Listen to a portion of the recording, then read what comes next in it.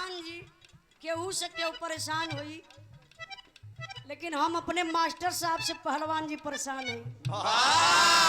वो काहे? गुरुजी काहे?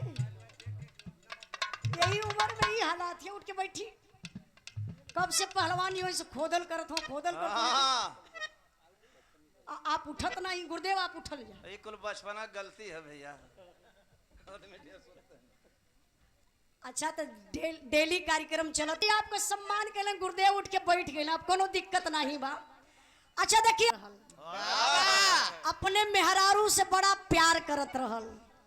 अच्छा जितना लोग बैठल बानी एक बार सही सही बतावल जाई, आपो लोग देखिए। अरे तकिया जितना लोग बैठ के बिरहा सुनत बानी के अपने मेहरारू से प्यार करेला तनी हाथ उठा दे तो।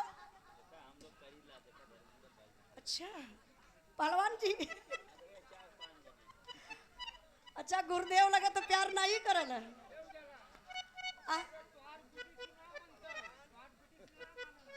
उठा ले गुरुदेव उठा ले, कुल निशाना आपे पे जात हो।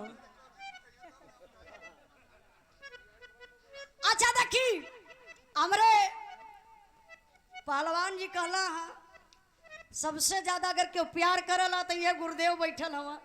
अच्छा आप प्यार करिए तो हथवा तो उठा दई।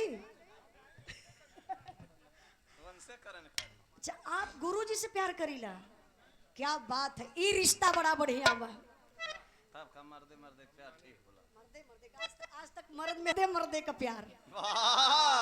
वही मैं तारे मास्टर हूं भैया। मास्टर गर्दन जी वसूली। अरे वही प्यार। ऐसा कि सुंदर पुष्पहार और 100 रुपए का पुरस्कार देकर के सम्मान किया हमारे बड़े भैया।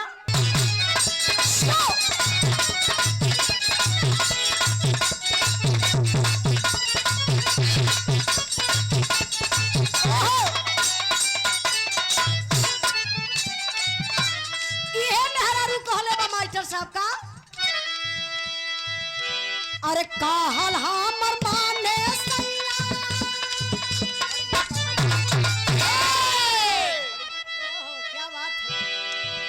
मेहरारू कलश हमार मर्द हमके बहुत मानेला। तब ले लइकवा बगलिए में बैठल हो, उठ के खड़ा भल कहले कितना मानेला। तो लइकवा कहले पहले तू चुप रहा, पहले हमके पूछा दा। तब लइका पूछलस का पूछलस हो? ओहो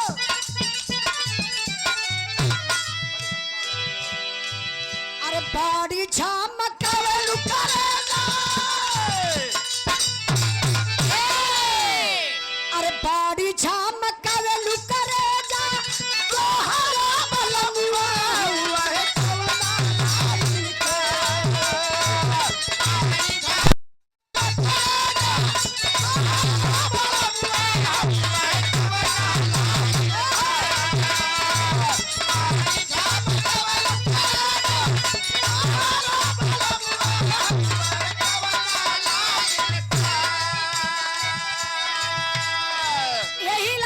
प्रसन्न होकर के आप के साड़ी झमकावेलु करेला तोहरा बलमुआ हुआ है कौना लाइन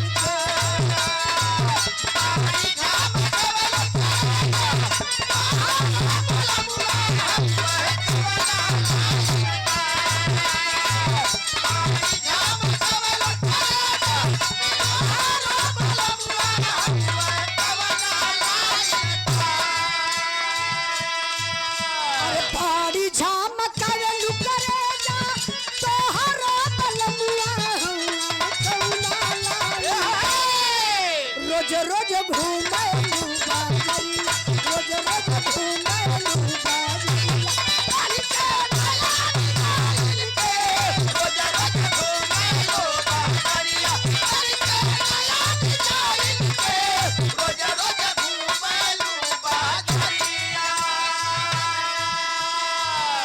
मेहरारू कलम मरद हमार खियावला हमके पियावला हमके सुतावेला हमके।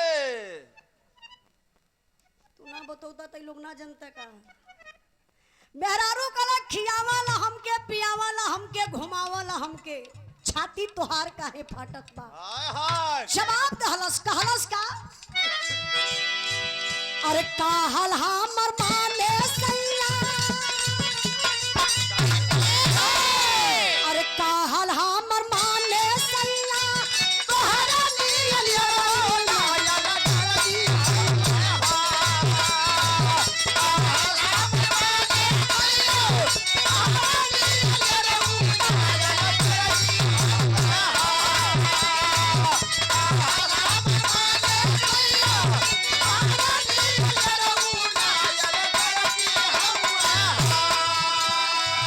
अरे काहल हमर माने सैया तोहरा नियन यरौना यरजी हौवा चलिया किसी किस्म के